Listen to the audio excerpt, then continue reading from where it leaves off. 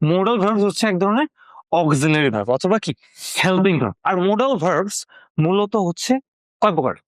মূলত এইগুলা modal verbs না, কিন্তু এগুলা সেন্টেন্সে বসে মোডাল ভার্বস এর মতো কাজ করে। এই চারটার মধ্যে সবচেয়ে ইম্পর্টেন্ট যেটা, ইম্পর্টেন্ট না, এটা অনেক বেশি ব্যবহৃত হয় আমাদের স্পোকেন ইংলিশ এবং রিটেন ইংলিশও, যেটা হচ্ছে কি। সালাম আলাইকুম সবাইকে, কি অবস্থা সবার? আশা করি সবাই ভালো আছেন। আজকে আমাদের ক্লাসের টপিক হচ্ছে কি, মোডাল ভার্বস। মোডাল ভার্বস কি? মোডাল ভার্বস হচ্ছে ওই সকল ভার্বস যেটা দ্বারা সেন্টেন্সের ভেতরে সাবজেক্টের ভাব বা মেজাজ বোঝানো হয়। ওকে, মোডাল ভার্বস দিয়ে মূলত কি বোঝানো হয়? সাবজেক্টের ভাব বা মেজাজ বোঝানো। এটা কি আসলে, তাই না? মেজাজ আর সাবজেক্টের আবার ভাব আবার মেজাজ, এটা কিভাবে বোঝায়? চলুন দেখি। আচ্ছা, প্রথমে আমাদের যেটা জানতে হবে, মোডাল ভার্ব হচ্ছে এক ধরনের অক্সিলারি ভার্ব অথবা কি হেল্পিং ভার্ব। অক্সিলারি ভার্ব কি কি কয় ধরনের? প্রথম অক্সিলারি ভার্ব হচ্ছে কি, be verb. Okay, be verb কোনগুলা? যেমন am, is, are, was, were, এগুলো হচ্ছে বি ভার্ব। পরেরটা কি আছে? Do verb. Do, did, does, এটাও কি এক ধরনের অক্সিলারি ভার্ব। আরেকটা কি আছে? Have verbs. Have, has, had, এগুলো কি? এগুলো এক ধরনের কি আমাদের অক্সিলারি ভার্ব। তেমনি মোডাল ভার্বসও আমাদের একটা কি অক্সিলারি অথবা একটা হেল্পিং ভার্ব। তার মানে কি, এইগুলো যখন একটা সেন্টেন্সে বসে, এটা জাস্ট নামমাত্র গিয়ে বসে, এটা সেন্টেন্সে ভাব প্রকাশ করে, তাই মানে সাহায্য করে সেন্টেন্সের ভাব প্রকাশ করতে, ওরা সাহায্য করে।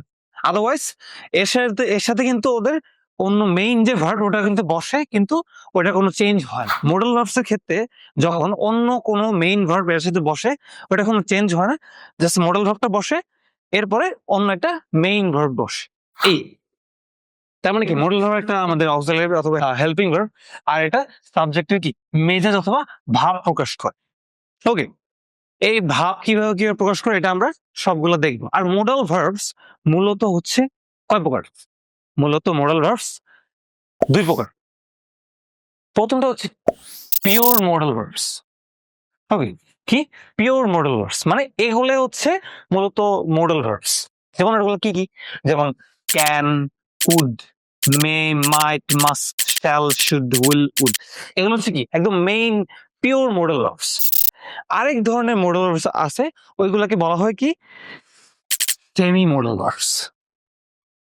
সেমি মোডাল ভার্বস আসলে মূলত এইগুলা মোডাল ভার্বস না, কিন্তু এগুলা সেন্টেন্সে বসে মোডাল ভার্বস এর মতো কাজ করে। অর্থাৎ এগুলো সেন্টেন্সে বসে যেমন সাবজেক্টের যেটা বললাম ভাব মেজাজ প্রকাশ করে, এই জন্য এগুলাকে সেমি মোডাল ভার্বস ধরা হয়। কিন্তু আসলে মূলত এগুলা কি ইন জেনারেল গ্রামাটিক্যালি এগুলো মোডাল ভার্বস না, কিন্তু এটা ধরা হয়। যেমন এগুলো কোনগুলা? যেমন have to, need to, ought to এবং ইউজ টু। ওকে, এই চারটার মধ্যে সবচেয়ে ইম্পর্টেন্ট যেটা, ইম্পর্টেন্ট না, এটা অনেক বেশি ব্যবহৃত হয় আমাদের স্পোকেন ইংলিশ এবং রিটেন ইংলিশও, যেটা হচ্ছে কি এই ইউজ টু। তো আমি যেটা বলেছিলাম যে ভাব এবং মেজাজ, তো সেন্টেন্সের ভেতরে এই ভাব এবং মেজাজেরা কিভাবে প্রকাশ করছে, রাইট? তাই না? এটাই তো কোয়েশ্চেন। তাইলে এখানে হচ্ছে এই কোয়েশ্চেনের অ্যান্সারটা হচ্ছে এখানে এই টেবিলটা। তো এই টেবিলে আমি সেন্টেন্সের ভিতরে যত ভাবে ভাব প্রকাশ করা যায় বা মুড প্রকাশ করা যায়, এই সবগুলো আমি এখানে লিখেছি।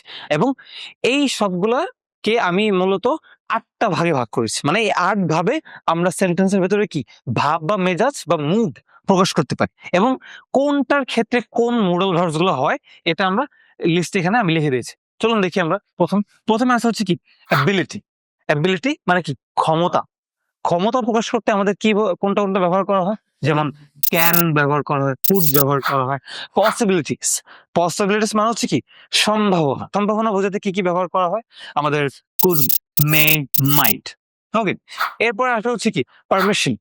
পারমিশন মানে কি অনুমতি। অনুমতি দিতে কি কি প্রকাশ করা হয়? অনুমতি দিতে গিয়ে আমাদের ক্যান ইউজ করতে পারি, কুড ইউজ করতে পারি, অথবা মে ইউজ করতে পারি। ওকে, এরপর অ্যাডভাইস অর সাজেশনস অথবা পরামর্শ বোঝাতে কি কি আমরা ব্যবহার করতে পারি? আমরা ব্যবহার করতে পারি শুড, কুড, এবং এই সেমি মোডাল অর্থ, এটাও কি আমরা এই অ্যাডভাইস অথবা সাজেশনস দিতে ব্যবহার করতে পারি। আর এরপরে আসে কি অব্লিগেশন।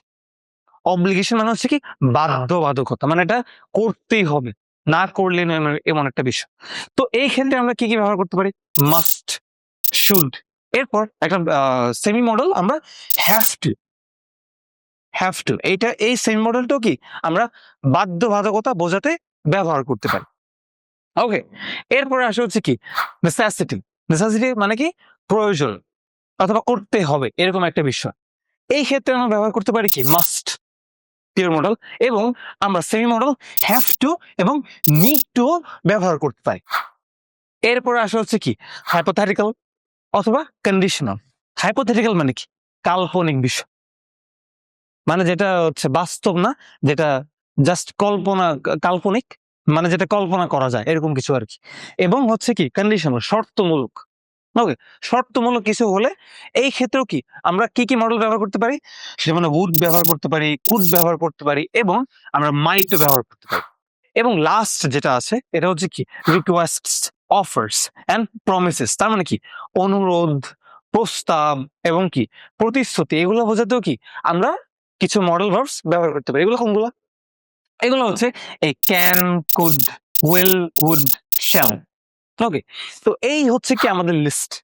তার মানে কি এইভাবে আমরা সেন্টেন্সের মধ্যে মুড বা ভাব প্রকাশ করতে পারি। ওকে, আর এগুলোর মধ্যে এই মডেলস গুলো এই ভাব প্রকাশ করতে ওরা সাহায্য করে, বা এগুলো দিয়েই এই ভাবটা প্রকাশ করা হয়। তো এখন আমরা একটার পর একটা স্টেপ স্টেপ বাই স্টেপ অথবা ওয়ান বাই ওয়ান আমরা দেখব যে কোনটার ক্ষেত্রে কোনটা ব্যবহার করা হয় উইথ এক্সাম্পলস।